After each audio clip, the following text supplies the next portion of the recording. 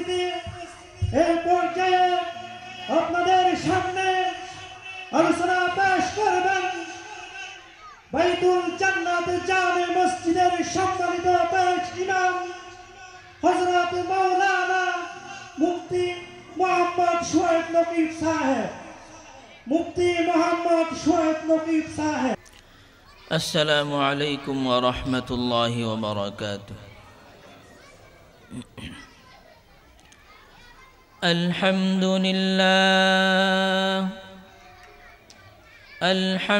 لله نحمده ونستعينه ونستغفره ونؤمن به ونتوكل عليه ونعوذ بالله من شرور أنفسنا ومن سيئات أعمالنا من يهده الله فلا مضل له ومن يضلله فلا هادي له ونشهد أن لا إله إلا الله وحده لا شريك له ونشهد أن سيدنا وسندنا ومولانا محمدا عبده ورسوله. أما بعد فأعوذ بالله من الشيطان الرجيم.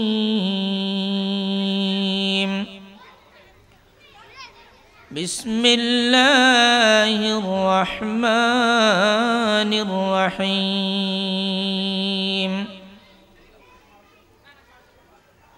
يا أيها الذين آمنوا قوا أنفسكم وأهليكم نارا وقودها الناس والحجارة عليها ملائكة غلاظ شداد لا يعصون الله ما أمرهم ويفعلون ما يؤمرون. وقال رسول الله صلى الله عليه وسلم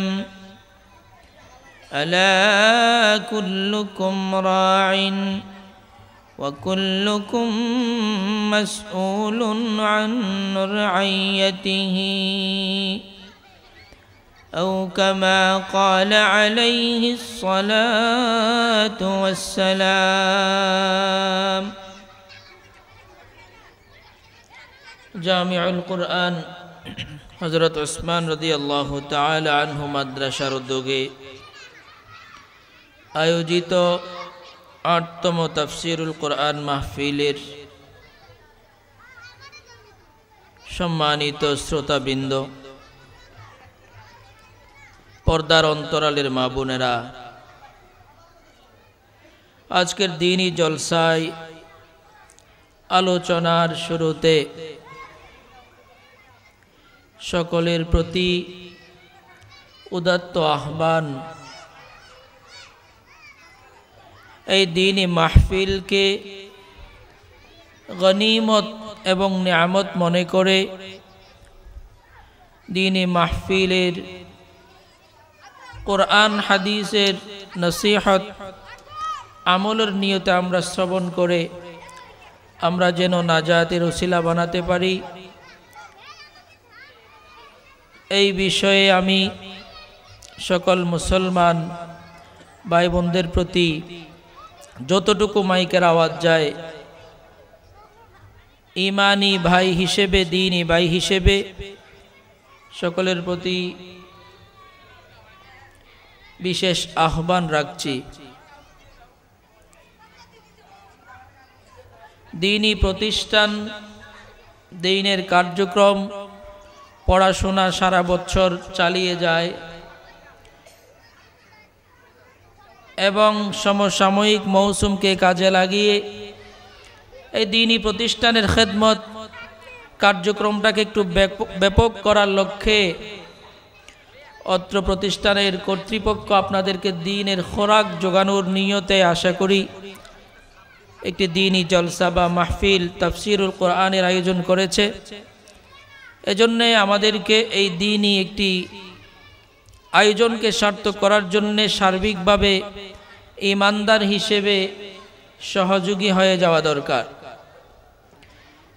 আমাদের প্রধান মেহমান, প্রধান বক্তা আলোচনা করবেন। তার পূর্বে আমি আপনাদের প্রতিবেশী হিসেবে, বাইতুল জান্নাত মসজিদের একজন খাদেম ইমাম হিসেবে আমার উপরও আপনাদের কিছু হক থাকতে পারে, আপনাদের উপরও আমার কিছু হক বা আবদার আশা করি আমি রাখতে পারব। সে আবদার থেকেই আমি আহ্বান রাখব যে সকল ভাই বন্ধুরা দাঁড়িয়ে আছেন কষ্ট করে, এখানে আমাদের বসার জায়গায় এখনো পর্যাপ্ত খালি জায়গা আছে। আমরা কষ্ট করে একটু সামনে এগিয়ে বসলে মাহফিলের সৌন্দর্য রক্ষা হবে এবং মাহফিলের যেই রহমত বরকত আল্লাহর পক্ষ থেকে নাজিল হয় আমরা সেই রহমতের অন্তর্ভুক্ত পরিপূর্ণভাবে হয়ে যেতে পারবো ইনশাআল্লাহ। আজকে আলহামদুলিল্লাহ ঠান্ডা একটু তুলনামূলক কম আছে, কিছুটা গরম গরম ভাব, সেই হিসেবে নিচে বসলেও আশা করি আপনাদের কষ্ট হবে না। আমি খুব অল্প সময়ে আমার উপরে যেই বিষয়বস্তু দায়িত্ব হিসেবে দেওয়া হয়েছে সেই বিষয়ে খুব সংক্ষিপ্ত কথা বলবো। আল্লাহ পাক রব্বুল আলামিন আমাদেরকে সৃষ্টি করেছেন এবং আমাদের কল্যাণার্থে তিনি আমাদের জন্য বিধান দিয়েছেন। যিনি যেই জিনিস সৃষ্টি করে বানায় সেই জিনিসের ব্যবহার বিধি, সেই জিনিসের কল্যাণ অকল্যাণ সম্পর্কে নির্মাতা বা সৃষ্টিকর্তাই সবচেয়ে ভালো জানে। আমরা যেই দুনিয়ার যে কোনো প্রোডাক্ট বা পণ্য, একটি মোবাইল বলেন বা একটা ঘড়ি বলেন, সেটা যারা বানায় তাদের পক্ষ থেকে ব্যবহার বিধি দেওয়া থাকে। এভাবে ব্যবহার করলে সেটা টেকসই হবে, সেটার কল্যাণ হবে, এইভাবে ব্যবহার করলে সেটার মধ্যে ক্ষতি হবে, অকল্যাণ হবে। অতএব যিনি বানায়, যারা বানায় তারাই সেটার ব্যবহার বিধি ভালো জানেন।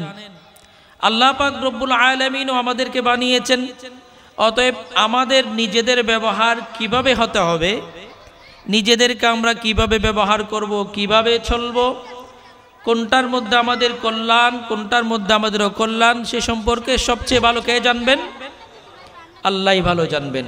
এজন্য আল্লাহ পাক রব্বুল আলামিন নিজেই তিনিই বলছেন, আলা লাহুল খালকু ওয়াল আমর, তোমরা সতর্ক হয়ে শোনো, সেই রবেরই সৃষ্টি এবং বিধান চলবেও সেই রবের। আল্লাহ পাক রব্বুল আলামিন আমাদের কল্যাণের জন্য সেরকম কিছু বিধান দিয়েছেন।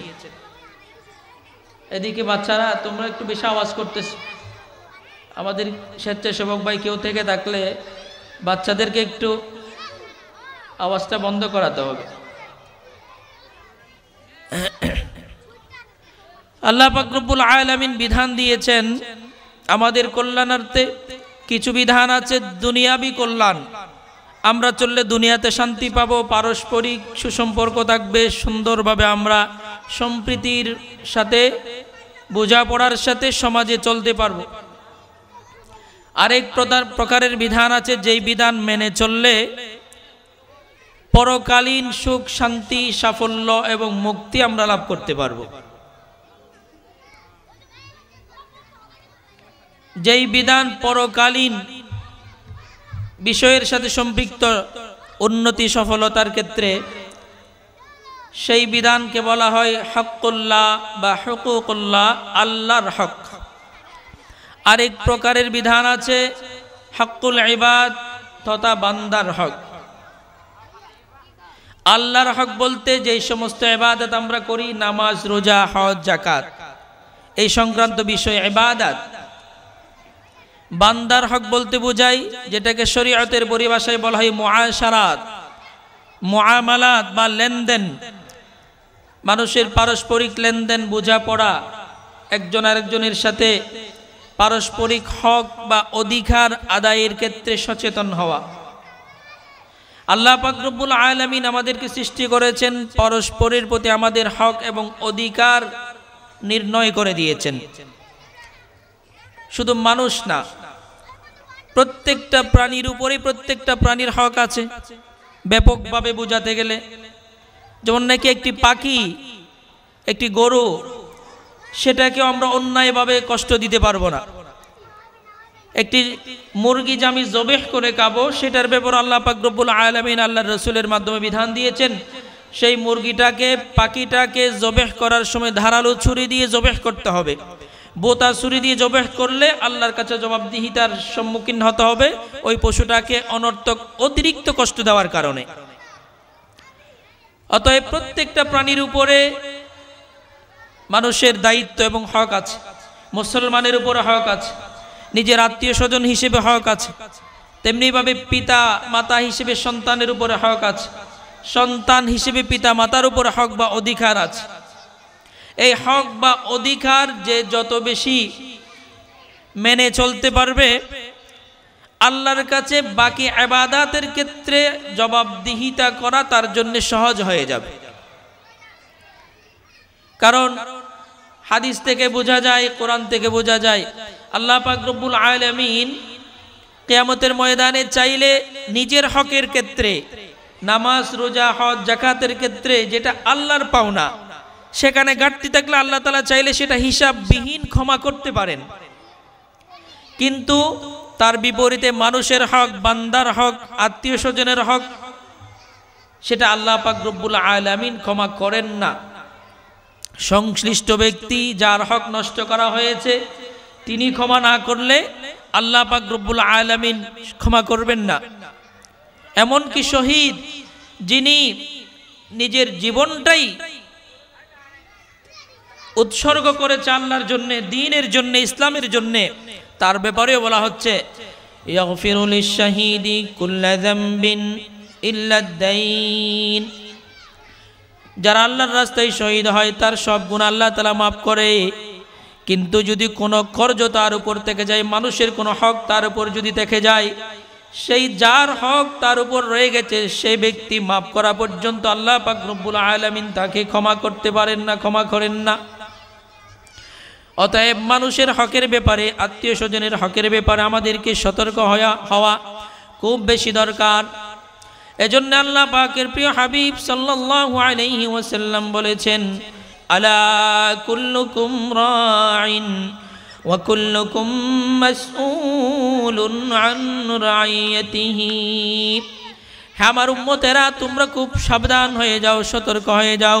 তোমাদের প্রত্যেকেই যার যার স্থানে এক একজন জিম্মাদার, এক একজন অধিকার প্রাপ্ত বা অধিকার সংরক্ষণকারী। অতএব তোমাদের সবাইকে যার যার অধিকার আদায়ের ব্যাপারে সচেতন হতে হবে। তোমাদেরকে আল্লাহ পাক রব্বুল আলামিনের দরবারে জিজ্ঞাসিত হতে হবে, তোমাদেরকে প্রশ্ন করা হবে, তোমাদের যার যার হক যেখানে আদায় করার সেগুলো তোমরা ঠিক মতো আদায় করেছিলে কিনা।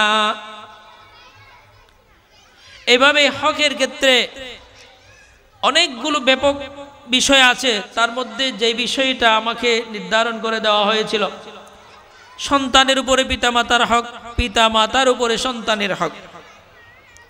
খুব সংক্ষেপেই বলতে হবে, সময় খুব শর্টকাট। পিতামাতা সন্তান থেকে কি কি প্রাপ্য হবে, সন্তানকে পিতামাতার কি কি হক আদায় করতে হবে, এই ব্যাপারে আল্লাহ পাক রব্বুল আলামিন কোরআনের মধ্যে বলেন, وَقَضَى رَبُّكَ أَلَّا تَعْبُدُوا إِلَّا إِيَّاهُ وَبِالْوَالِدَيْنِ إِحْسَانًا। তোমার রব বিধান দিয়েছেন আল্লাহ ছাড়া আর কারো ইবাদত করা যাবে না। দ্বিতীয় বিধান, পিতা মাতার সাথে সদ্ব্যবহার করতে হবে, সৎ আচরণ করতে হবে। إما يبلغن عندك الكبر أحدهما أو كلاهما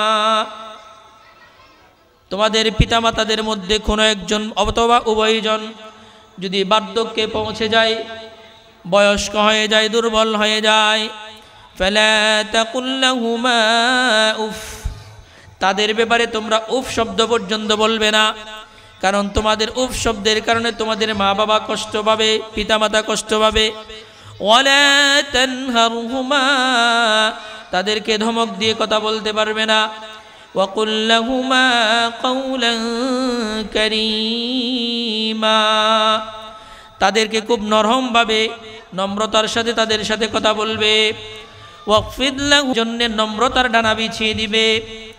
ওয়াকুর রাব্বিরহামহুমা কামা রাব্বায়ানি সগীরা, এবং তাদের জন্য রবের দরবারে দোয়া করবে, হে আমার রব, আপনি আমার পিতামাতার উপরে রহম করুন, দয়া করুন, তাদেরকে আপনি ক্ষমা করুন, তাদেরকে আপনি সুন্দর জীবন দান করুন। কামা রাব্বায়ানি সগীরা, তারা যেমনিভাবে ছোটকালে আমাকে অত্যন্ত পরম স্নেহে পরম মমতায় লালন পালন করেছে, তেমনিভাবে আপনিও তাদের উপর রহমশীল হয়ে যান, দয়াবান হয়ে যান। আল্লাহ পাক রব্বুল আলামিন এখানে একটু যদি আমরা সূক্ষ্মভাবে চিন্তা করি, আল্লাহ পাক রব্বুল আলামিন বলছেন আল্লাহ তা'বুদু ইল্লা ইয়া, আল্লাহ ব্যতীত কারো ইবাদত করা যাবে না। মানে আল্লাহর ইবাদত করার সাথেই এরপরেই আল্লাহ পাক রব্বুল আলামিন বলছেন মা বাবার ব্যাপারে। মাঝখানে আরো অনেক বিধান তো আছে, অনেক কথা আছে, অনেক ইবাদতের কথা আছে, কিন্তু আল্লাহ পাক রব্বুল আলামিন সেটা আগে বলেন নাই। আল্লাহর ইবাদতের কথার পরেই বলেছেন, সাথে সাথেই বলেছেন মা বাবার ব্যাপারে সৎ আচরণশীল হতে হবে। ওয়াবিল ওয়ালিদাইনি ইহসানা, ইহসান বা সুন্দর আচরণ মা বাবার সাথে করতে হবে। সুন্দর আচরণের ব্যাখ্যা দিচ্ছেন আয়াতের শেষে। মা বাবাকে গালি দিবে বা হাতে খারাপ আচরণ করবে সেটা তো কল্পনাও করা যাবে না। এমনকি মা বাবা মনে কষ্ট পাবে এরকমভাবে উফ শব্দটাও বলতে নিষেধ করা হয়েছে। কিন্তু দুঃখজনকভাবে আমাদের সমাজে আমরা মাঝে মধ্যে খুবই ব্যতিক্রম চিত্র দেখতে পাই, মারাত্মক চিত্র আমরা দেখি।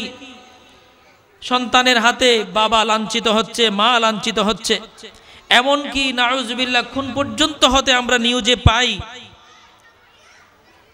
আমরা যারা সন্তান আছি, আমাদের যাদের বাবা আছে, যাদের মা আছে, আমাদের এখনই সতর্ক হতে হবে। কারণ হাদিসের মধ্যে আছে সেই বাবা মা হুমা জান্নাতুকা ওয়া নারুকা, সেই বাবা মাই তোমার জান্নাত অথবা বাবা মাই তোমার জাহান্নাম। তুমি নিজেই চিন্তা করে দেখবা, বাবা মার সাথে ভালো আচরণ করে জান্নাত কামাবে, অর্জন করবে, নাকি বাবা মায়ের সাথে মন্দ আচরণ করে নিজের জন্য জাহান্নাম নির্ধারিত করবে। এজন্য আমরা নিজেদের কল্যাণার্থে আমরাও একদিন বাবা মা হব, সেটাও মাথায় রাখতে হবে। আল্লাহর আযাব তো আছেই, কিছু আযাব আল্লাহ পাক রব্বুল আলামিন আমাদেরকে একদম নগদ সচেতন করার জন্য দুনিয়াতেও আমাদেরকে দেখায়। যেই বাবা মা নিজের বাবা মায়ের সাথে ভালো আচরণ করে নাই, সেই বাবা মাই অনেক সময় দুনিয়াতে নিজের সন্তানের কারণে, নিজের সন্তানের মাধ্যমেই সেটার নগদ কিছু শাস্তি দুনিয়াতে পেয়ে যায়। সেজন্য প্রথমত আল্লাহর আযাবের কথা আমাদেরকে মাথায় রাখতে হবে, এবং সাথে নিজেও বাবা মা হব, আমারও সন্তান আছে, আমার ভবিষ্যৎ কি হবে সেটাও মাথায় রাখতে হবে।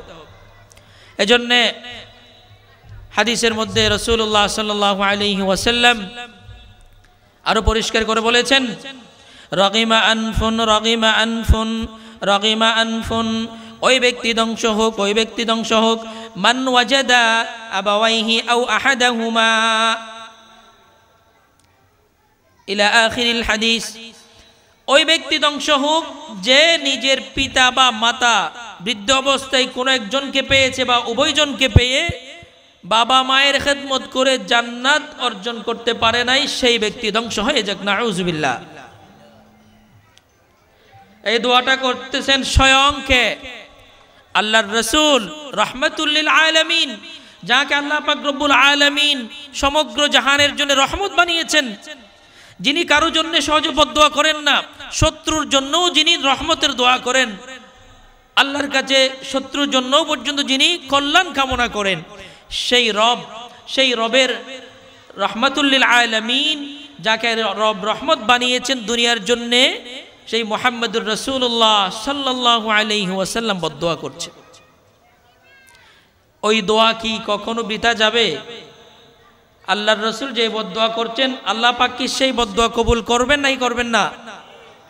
তা আল্লাহর রসুল বদদোয়া করছেন কার জন্যে? যে সকল সন্তানেরা মা বাবাকে খেদমত করে জান্নাত অর্জন করতে পারবে না তাদের জন্য। অতএব আমরা যারা সন্তান আছি, আমাদের যাদের বাবা মা আছে, আমরা কি সেরকম সন্তান হব যাদের উপর আল্লাহ রসুলের বদদোয়া আছে, নাকি আল্লাহ রসুলের বদদোয়া থেকে বাঁচার চেষ্টা করবো? আমরা আল্লাহর রসুলের বদদোয়া থেকে আমাদের বাঁচতে হবে। তবে হ্যাঁ, আমি সেদিকে আর যাচ্ছি না, সময় একদম শেষ। পিতা মাতার হক সন্তানরা আদায় করতে হবে। তবে এখানে অনেক সময় আমাদের পিতা মাতার অবহেলার কারণে, অসচেতনতার কারণে, আমাদের নিজেদের সন্তানকে আমরা সেভাবে গঠন করতে না পারার কারণেই আমার সন্তান আমার হক পিতা হিসেবে, মাতা হিসেবে আদায় করতে জানে না বা পারে না। এজন্য পিতা মাতার উচিত নিজের হক নিজে পাওয়ার জন্যে নিজেদের সন্তানদেরকে সেভাবে গঠন করা, নিজেদের সন্তানদেরকে সেভাবে মানুষ করা। আল্লাহ পাক রব্বুল আলামিন এজন্য পবিত্র কোরআনে বলেন, ইয়া আইয়ুহাল্লাযীনা আমানু কু আনফুসাকুম ওয়া আহলিকুম নারা। হে ঈমানদারেরা, তোমরা নিজেদেরকে জাহান্নাম থেকে বাঁচাও এবং নিজের আহাল ওয়াইয়াল বা পরিবারের সদস্য বা সন্তান সন্ততি অধীনস্থ যারা আছে তাদেরকেও তোমরা জাহান্নাম থেকে বাঁচাও, তাদেরকেও সেভাবে শিক্ষা দাও, সেভাবে গঠন করো। ওয়াকুদুহান নাসু ওয়াল হিজারাহ। কেমন জাহান্নাম সেটা? আল্লাহ পাক রব্বুল আলামিন জাহান্নামের বর্ণনা দিচ্ছেন, আমরা যেন জাহান্নাম থেকে বাঁচা সহজ হয়, জাহান্নামের ভয় যেন আমাদের অন্তরে ঢুকে যায়, জাহান্নামের ব্যাপারে যেন আমরা অবহেলা না করি, সেই জাহান্নামের বর্ণনা রব্বুল আলামিন নিজেই দিচ্ছেন। তোমরা এমন জাহান্নাম থেকে বাঁচবা, সেই জাহান্নামটা কীরকম? ওয়াকুদুহান নাসু ওয়াল হিজারা। সেই জাহান্নামের ইন্ধন হবে মানুষ। মানুষকে আল্লাহ পাক রব্বুল আলামিন জাহান্নামের লাকড়ি বানাবে, ওয়াল হিজারা, পাথরকে লাকড়ি বানাবে। দুনিয়ার গাছ বাস সেখানে লাকড়ি হবে না। গাছ বাসের আগুনের মধ্যে তীব্রতা কম থাকে, যেখানে স্বয়ং পাথর যখন ইন্ধন হয়ে যাবে, লাকড়ির স্থলে হয়ে যাবে, সেই পাথরটা গরম হলে কেমন গরম হয়, পাথরের উপরে সামান্য সূর্যের তাপ পড়লে কেমন গরম হয়ে যায়, পা রাখা সম্ভব হয় কিনা সেটা আমরা নিজেরা একটু চিন্তা করলে বুঝবো। অতএব যেই পাথরে সামান্য রোদের তাপ পড়লে মারাত্মক গরম হয়ে যায়, সেই পাথর যদি জাহান্নামের ইন্ধন হয়, লাকড়ের স্থল হয়, সেটা কেমন গরম হবে, কেমন তীব্রতর হবে। জাহান্নামের বর্ণনা দিতে গেলে আরো অনেক কথা আসবে। জাহান্নামকে আল্লাহ পাক রব্বুল আলামিন 1000 বছর জ্বালিয়েছেন। 1000 বছর জ্বলতে জ্বলতে জাহান্নামের আগুন সেটা কালো হয়ে গেছে। আরো 1000 বছর জ্বালিয়েছেন। আল্লাহ পাক রব্বুল আলামিন নির্দেশ দিয়েছেন, হে জাহান্নাম তুমি জ্বলতে থাকো। এভাবে জ্বলতে জ্বলতে আরো 1000 বছর জ্বলতে জ্বলতে জাহান্নামের আগুন সেটা লাল হয়ে গেছে। আল্লাহ পাক রব্বুল আলামিন নির্দেশ দিচ্ছেন, হে জাহান্নামের আগুন তুমি আরো জ্বলতে থাকো। আরো 1000 বছর সেই জাহান্নামের আগুন জ্বলছে। জ্বলতে জ্বলতে জ্বলতে জ্বলতে সেই জাহান্নামের আগুন একদম কুচকুচে কালো হয়ে গেছে। সেটা এমন তীব্র আকার ধারণ করেছে যেটার কাছে যাওয়াও কারো পক্ষে সম্ভব হবে না। আল্লাহ পাক রব্বুল আলামিন সেজন্য বলেন, কু আনফুসাকুম ওয়া আহলিকুম নারা। এমন জাহান্নাম থেকে তোমরা বাঁচো। ওয়াকুদুহান নাসু ওয়াল হিজারা। যেই জাহান্নামের ইন্ধন হবে মানুষ এবং পাথর। আলাইহা মালাইকাতুন গিলাজ। সেই জাহান্নামের দারওয়ান হবে, জাহান্নামের দায়িত্বশীল ফেরেশতা এমন কঠিন হৃদয় হবে, এমন কঠিন প্রাণ হবে, গিলাজ অত্যন্ত কঠিন প্রাণ হবে, কঠিন হৃদয় হবে। লা ইয়াসুনাল্লাহা মা আমারাহুম ওয়া ইয়াফআলুনা মা ইউমারুন। জাহান্নামের দারওয়ান আল্লাহ পাক রব্বুল আলামিন বলছেন অত্যন্ত কঠিন হৃদয়ওয়ালা, এবং তাকে যে দায়িত্ব দেওয়া হয়েছে সেই দায়িত্বে সামান্য পরিমাণ অবহেলা করবে না। দুনিয়ার মধ্যে তো একটু সুযোগ থাকে, মাঝে মধ্যে সুযোগ বের হয়। জল্লাদকে বা যাকে শাস্তি দেওয়ার দায়িত্ব দেওয়া হয়েছে তাকে যদি কোনোভাবে ম্যানেজ করতে পারেন, যে কোনো মাধ্যমে, মামু, খালু, চাচা, কারো মাধ্যমে যদি একটু ম্যানেজ করতে পারেন, শাস্তি একটু কমানোর ব্যবস্থা করা দুনিয়ার মধ্যে যায়। আমাকে একটু শাস্তিতে একটু কমানো যায় কিনা, রিমান্ডের শাস্তি একটু কম করা যায় কিনা, অথবা মামলা থেকে খালাস দিয়ে দেওয়া যায় কিনা, দুনিয়ার মধ্যে সেরকম লবিং এর ব্যবস্থা আছে। লবিং করে পার পাওয়ার কিছুটা সম্ভাবনা আছে, কিন্তু আল্লাহ পাক রব্বুল আলামিন সেই চিন্তা যেন পরকালের ব্যাপারে, জাহান্নামে নিয়োগকৃত ফেরেশতার ব্যাপারে যেন মানুষ সেই সাহস যেন করতে না পারে, সেটা আল্লাহ পাক রব্বুল আলামিন বলে দিচ্ছেন। লা ইয়াসুনাল্লাহ, ফেরেশতাকে যে দায়িত্ব দেওয়া হয়েছে, যে কঠিন হৃদয় ফেরেশতা, যতটুকু শাস্তি নির্ধারিত সেই শাস্তি অবশ্যই পেতে হবে, সেখানে শাস্তি কমানোর কোনো সুযোগ নেই, লবিং এর কোনো সুযোগ নাই। লা ইয়াসুনাল্লাহা মা আমারাহুম ওয়া ইয়াফআলুনা মা ইউমারুন। আল্লাহ পাক রব্বুল আলামিন সেজন্য বলছেন, এরকম জাহান্নাম থেকে তোমরা নিজেরা তো বাঁচবে, নিজের সন্তানকেও বাঁচাতে হবে। আমরা সন্তানের ব্যাপারে আলহামদুলিল্লাহ যথেষ্ট যত্নশীল, সচেতন। সন্তান ঠিক মতো খাচ্ছে কিনা, কাপড় চোপড় ঠিক মতো পরছে কিনা, মশায় কামড়ায় কিনা, পেট ভরে খেতে পারলো কিনা, অভিমান করে কোনো কিছুতে কষ্ট পাচ্ছে কিনা, এই ব্যাপারে আমরা আলহামদুলিল্লাহ যথেষ্ট সচেতন। এরকম হক অবশ্যই আছে, সন্তানকে ঠিক মতো লালন পালন করতে হবে, তাকে ভালো খাবার দিতে হবে, ভালো পোশাক দিতে হবে, সামর্থ্য মতো সুন্দর পরিবেশে তাকে বড় করতে হবে। এটা হচ্ছে পার্থিব দুনিয়ার ক্ষেত্রে, সেই ক্ষেত্রে আমরা আলহামদুলিল্লাহ যথেষ্ট সচেতন। তবে এর বিপরীতে সন্তানের অধিকার পিতামাতার উপর এটাও আছে, সন্তানকে দ্বীনি পরিবেশে বড় করা, দ্বীন শিক্ষা দেওয়া, হালাল হারাম শিক্ষা দেওয়া, পাক নাপাক শিক্ষা দেওয়া, জায়েজ নাজায়েজ শিক্ষা দেওয়া, আল্লাহর আযাব থেকে সর্বোপরি কিভাবে বাঁচতে পারবে সেই শিক্ষা দিয়ে নিজেও জান্নাতি হওয়ার ব্যবস্থা করা, নিজের সন্তানের জন্য জান্নাতের পথকে সুগম করা, এটাও পিতামাতার উপরে সন্তানের হক এবং অধিকার। এই ক্ষেত্রে আমরা কয়জন সচেতন? দুনিয়ার ক্ষেত্রে সচেতন, সন্তান স্কুলে যাচ্ছে কিনা যথেষ্ট খবরাখবর রাখি, কিন্তু সন্তান নামাজ পড়ছে কিনা, আমার ছেলে ঠিকমতো কোরআন তেলাওয়াত করতে পারে কিনা, পাঁচ ওয়াক্ত নামাজ পড়ে কিনা, এই ব্যাপারে আমরা কিছুটা উদাসীন। ইল্লা মাশাআল্লাহ কিছু অভিভাবক হয়তো সচেতন আছেন, তবে বেশিরভাগই আমাদের সমাজের বাস্তবতা উদাসীন। অথচ হাদিসের মধ্যে আল্লাহ রাসূল সাল্লাল্লাহু আলাইহি ওয়াসাল্লাম বলেন, মুরু আওলাদাকুম ওয়া ফি রাওয়ায়াতিন মুরু সিবিয়ানাকুম বিস-সালাহ ইযা বালাগু 7 সিনিন। তোমরা তোমাদের সন্তানকে নামাজের নির্দেশ দাও যখন তারা 7 বছরে উপনীত হবে, এবং তোমরা ওয়াদরিবুহুম ইযা বালাগু 10 সিনিন, যখন তারা 10 বছর বয়স উপনীত হবে তখন তাদেরকে প্রয়োজনে প্রহার করা হলেও নামাজের জন্য তাদেরকে তৈরি করতে হবে। তাহলে এবার দেখেন, আমাদের সন্তানরা কিন্তু আমাদের জন্য 10 বছর না 15 বছর হয়ে গেলেও নাবালেগ থেকে যায়। নামাজ না পড়লে আমাদের অনেক অভিভাবক আমরা সেই চিন্তাশীল দায়িত্ব পালন আমরা করি না।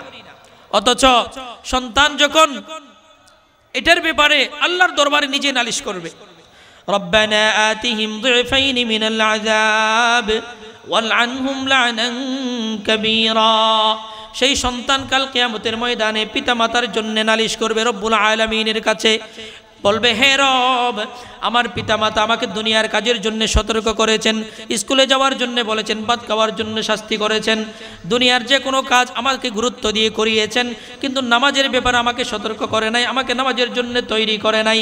আজকে যদি আমার বাবা মা আমাকে সতর্ক করতো, আমি নামাজি হয়ে যেতাম, আমাকে জাহান্নামে যেতে হতো না। আমার মা বাবার অবহেলার কারণে আমাকে জাহান্নামী হতে হচ্ছে, অতএব আমার শাস্তিও আমার মা বাবাকে আপনি দেন। নাউযুবিল্লাহ। রব্বানা আতিহিম দুইফাইনি মিনাল আযাবি ওয়ালআনহুম লা'নান কাবীরা। এজন্য সন্তানের নামাজের ব্যাপারে সচেতন থাকতে হবে। এভাবে সন্তানের দায়িত্ব, সন্তানের অধিকার পিতামাতার উপরে, শুরু থেকে যদি আমি একটু মূল কথাটা বলতে গিয়ে সিরিয়াল হয়তো মেনটেন হয় নাই, যেটা বেশি গুরুত্বপূর্ণ সেটা বলা হয়ে গিয়েছে। তবে সন্তানের জন্য ধারাবাহিক কিছু অধিকার বা হক আছে পিতামাতার উপরে। সন্তান জন্মগ্রহণ করলে আজান একামত কানের মধ্যে ফেলানো, সর্বপ্রথম যেন তাওহীদের বাণী, আল্লাহর একত্ববাদের বাণী, আল্লাহর বড়ত্বের আওয়াজটা যেন তার কানে পৌঁছে যায়, সে যেন পরবর্তীতে সমাজের কুসংস্কারের মধ্যে ডুবে গিয়ে নাস্তিকতার মধ্যে যেন সে হারিয়ে না যায়, কুফরির মধ্যে যেন সে ডুবে না যায়, আল্লাহর একত্ববাদ যেন তার অন্তরে গেড়ে বসে কঠিনভাবে যেন গেঁথে যায়। শুরু থেকেই তার কানের মধ্যে জন্মের পরপরই তাওহীদের আওয়াজ, আল্লাহর বড়ত্বের আওয়াজ পৌঁছাতে হয়।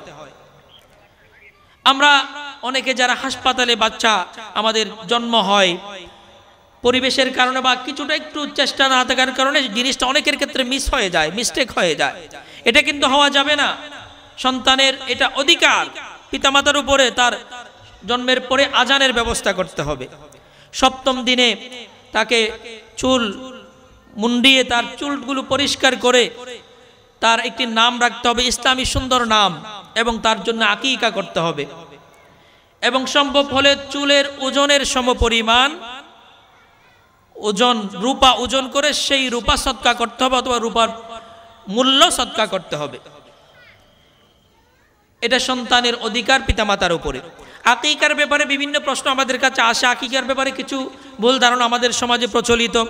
আকিকা সেটা মানুষকে বাইরে দিতে হয়, বা বাবা মা খেতে পারে না, বা পরে আর দিতে পারে না, বিভিন্ন কথা আছে। আকিকা খুব সহজ একটা বিষয়। সম্ভব হলে সপ্তম দিনে দিতে হবে, অথবা 14তম দিনে, অথবা 21তম দিনে। এই 3টি তারিখে দিলে হুবহু সুন্নাত অনুযায়ী হয়ে যায়। কোনো কারণে এই দিনগুলোর মধ্যে দিতে না পারলে পরবর্তীতে যে কোনো সময়ও দেওয়া যায়।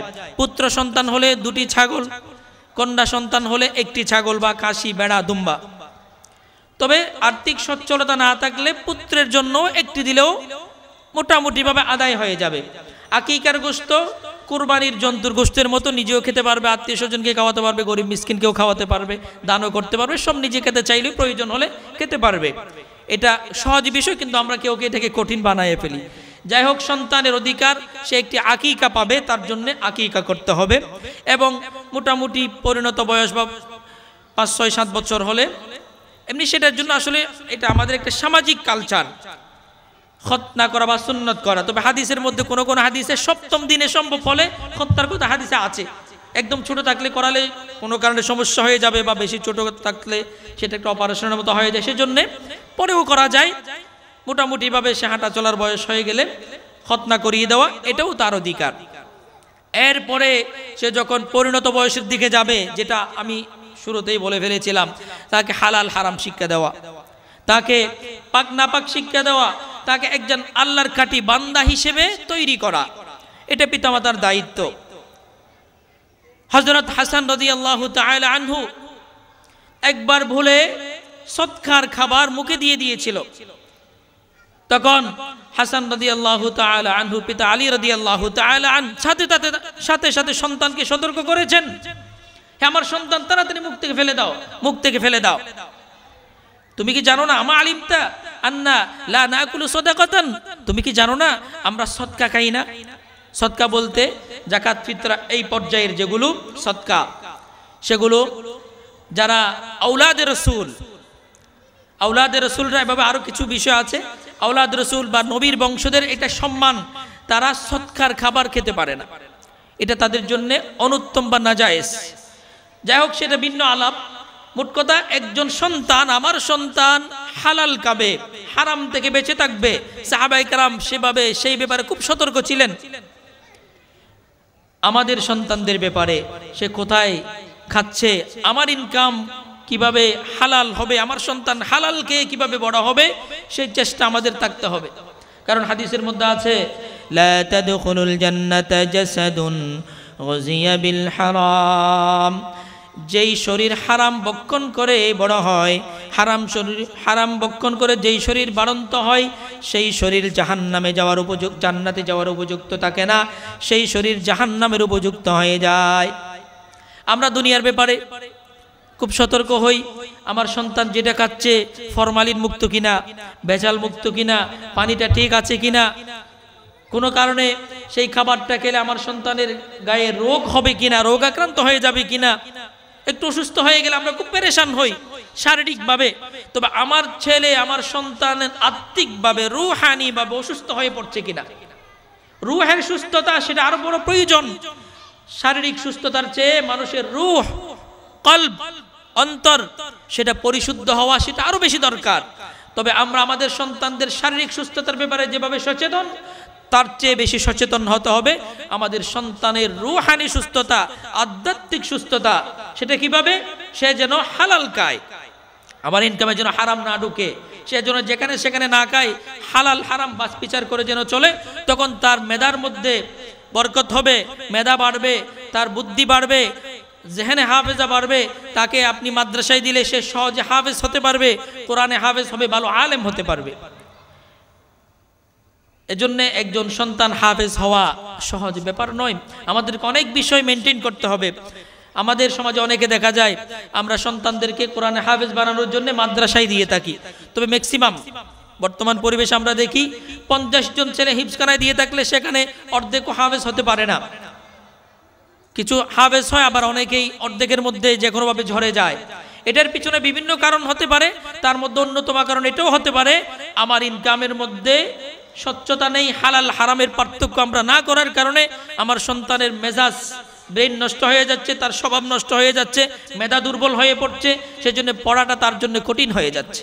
এর জন্য সন্তানকে দ্বীনি প্রতিষ্ঠানে দিয়েছেন জামিউল কোরআন হযরত ওসমান রাদিয়াল্লাহু তাআলা আনহু মাদ্রাসায়। আপনাদের অনেকের সন্তান পড়ে, অনেক অভিভাবক এখানে থাকবেন, তাদের প্রতি আমাদের উদাত্ত আহ্বান থাকবে, অনুরোধ থাকবে, সন্তানকে দ্বীনি মানুষ বানাবেন, নিজের পরকালের জন্য সামান বানাবেন, পরকালের জন্য নাজাতের উসিলা বানাবেন। তবে সেটা সহজ বিষয় নয়। সন্তান দুনিয়াতে আপনার কল্যাণার্থে কাজে আসবে, পরকালে আপনার নাজাতের উসিলা হবে, সেটা হওয়ার জন্য আপনাকেও কিছু বিষয় মেনটেন করতে হবে। হালাল খেতে হবে, হালাল ইনকাম করতে হবে, নামাজ ঠিকমতো পড়তে হবে, বাসায় কোরআন তেলাওয়াতের পরিবেশ থাকতে হবে, স্ত্রীকে, সন্তানের মাকে পর্দা মেনে চলতে হবে, 5 ওয়াক্ত নামাজ সহ যাবতীয় আল্লাহর হুকুম আহকাম যখন আমরা মেনে চলবো, তখন আমার সন্তানের মেধা বাড়বে, তার আখলাক সুন্দর হবে, তার চাল চলন সুন্দর হবে, সে তখন হাফেজ কোরআন হবে, হক্কানি আলেম হবে, দুনিয়াতে আপনার সম্মান এবং পরকালে আপনার মুক্তির কারণ হবে। একটি হাদিস বলে আমি শেষ করে দেব। ইযা মাতাল ইনসানু ইনকাতা আনহু আমালুহু ইল্লা মিন সালাস إلا من صدقة جارية أو ولد يدعو له وعلم ينتفع به। মানুষ যখন মরে যায় তার সকল আমল বন্ধ হয়ে যায়, তার সকল কার্যক্রম বন্ধ হয়ে যায়। তবে 3 প্রকারের আমল এমন আছে যে আমল মানুষ মরে যাওয়ার পরেও চালু থাকে। এমন কিছু নেক আমল আছে, এমন কিছু ভালো কাজ আছে, সেই মানুষটা ভালো কাজগুলো করে গেলে মরণের পরেও তার কবরের মধ্যে সওয়াব পৌঁছতে থাকে। সুবহানাল্লাহ। সাদাকাতুন জারিয়াতুন আও ওয়ালাদুন সালিহুন ইয়াদউ লাহু ওয়া ইলমুন ইউনতাফাউ বিহি। সাদকায়ে জারিয়া এমন একটি দান আপনি করে গেলেন যেই দানের উপরে ধর্মীয় কাজ চলতে থাকবে, যেই দানের উপকার মানুষ ভোগ করতে থাকবে। যেমন নাকি আপনি রাস্তার কিনারে একটি মানুষের জন্য বিশ্রামাগার বানিয়ে দিলেন, সরাইখানা বানিয়ে দিলেন, মসজিদে একটি ফ্যান দিলেন অথবা একটি কার্পেট দিলেন। সেই মসজিদে যতদিন ফ্যান ঘুরতে থাকবে, সেই মসজিদের যত বছর ফ্যান চলতে থাকবে, আপনার নির্মাণাধীন সরাইখানা বা বিশ্রামাগার রাস্তার পাশে যতদিন চালু থাকবে, সেখানে মানুষ যতদিন বিশ্রাম করবে, যতদিন উপকার ভোগ করবে, ততদিন সেটার সওয়াব আপনার কবরে জারি থাকবে, চলতে থাকবে। আপনি একজন সন্তান রেখে গেলেন, সুসন্তান, হাফেজে কোরআন রেখে গেলেন, আলেম বানালেন, সেই সন্তান দুনিয়াতে আপনার জন্য দোয়া করবে, কোরআন তেলাওয়াত করবে, দ্বীনের কার্যক্রম চালাবে। আপনার সন্তানের মাধ্যমে আরও কিছু সন্তান হাফেজে কোরআন হবে, তার মাধ্যমে আরও কিছু সন্তান হাফেজে কোরআন হবে। এভাবে হাফেজ হওয়ার সিলসিলা আপনার সন্তানের মাধ্যমে যতদিন চালু থাকে, কিয়ামত পর্যন্ত যদি চালু থাকে, আপনার কবরেও এইটার সওয়াব কিয়ামত পর্যন্ত চালু থাকবে। সুবহানাল্লাহ। ওয়া ইলমুন ইউনতাফাউ বিহি, নিজের সন্তান দিতে পারেন নাই কিন্তু আরেকজনের সন্তানকে মানুষ করেছেন, অথবা একটি দ্বীনি প্রতিষ্ঠান চালু করেছেন, অথবা দ্বীনি প্রতিষ্ঠানের সহযোগিতা করে গিয়েছিলেন, যেই দ্বীনি প্রতিষ্ঠানটা কিয়ামত পর্যন্ত চালু থাকবে, অথবা যতদিন চালু থাকবে। ইলমের চর্চা আপনি চালু করেছেন, সেই ইলম যতদিন চর্চা হতে থাকবে, আপনার কবরেও সেই ইলমের সওয়াব পৌঁছতে থাকবে। অতএব 3 ধরনের আমল। একটা হচ্ছে সদকায়ে জারিয়া, বলতে মসজিদ মাদ্রাসায় দান করা। আরেকটা হচ্ছে নেক সন্তান রাখা, আরেকটা হচ্ছে এলমের কার্যক্রম চালু করে দিয়ে যাওয়া। এই 3 প্রকারের কাজ সদকা, এই 3টাকে আবার সদকায়ে জারিয়া বলে। অন্যভাবে বলতে 3টাই সদকায়ে জারিয়া, তবে একটু ভেঙে বললে সদকায়ে জারিয়ার মধ্যে আবার 3 ভাগ। একটা সাধারণ সদকায়ে জারিয়া, দান সদকা, আরেকটা স্বয়ং নিজের সন্তান রেখে যাওয়া, আরেকটা হচ্ছে মানুষ আল্লাহর বান্দাদের সন্তানদেরকে পড়াশোনার ব্যবস্থা করে চালু করে দিয়ে যাওয়া। এই 3টাকে আবার আমভাবে সদকায়ে জারিয়া বলা হয়। এই সদকায়ে জারিয়া যদি আমরা রেখে যেতে পারি কিয়ামতের ময়দান পর্যন্ত, কবরে যতদিন থাকবো আল্লাহ পাক রব্বুল আলামিন সেই কবরে এই নেক আমলের কারণে আমার জন্য সেই কঠিন কবরটা জান্নাতের বাগান হয়ে যাবে। সুবহানাল্লাহ। আল্লাহ পাক রব্বুল আলামিন এই দ্বীনি প্রতিষ্ঠান, কোরআনের প্রতিষ্ঠান, এই প্রতিষ্ঠানের সাথে আমাদেরকে লেগে থাকতে হবে। এই প্রতিষ্ঠানের সাথে লেগে থাকা, এভাবে যে কোনো দ্বীনি প্রতিষ্ঠান তাদের সহযোগিতা করা, প্রতিষ্ঠানের পাশে দাঁড়ানো, এটাও সদকায়ে জারিয়ার অন্তর্ভুক্ত। এভাবে লেগে থাকা এটা অনেক বড় সওয়াবের কাজ।